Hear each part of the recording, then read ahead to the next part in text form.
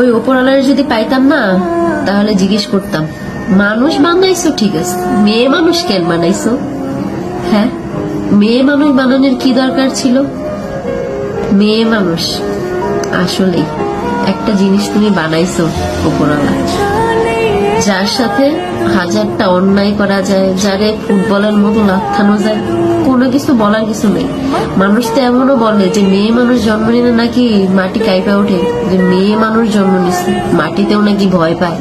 হায় রে, পরিচয় আছে তো, কারোর মেয়ে, কারোর বউ, ওই ছেলে মেয়ের মা, এর থেকে বড় পরিচয় কি চাও?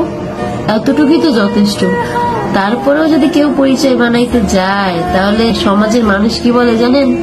ওই মেয়ে মানুষের সাথে মিশো না, ওই মেয়ে মানুষ ভালো না, রাত বিরতে বেরোয়, চাকরি করে। মেয়ে মানুষকে চাকরি করা মানায়? নিজের পরিচয় করব, মেয়ে মানুষের পরিচয় তো একটাই, হে হলো কারো বউ, কারো মা। এর থেকে বড় পরিচয় মেয়ে মানুষের হইতে পারে?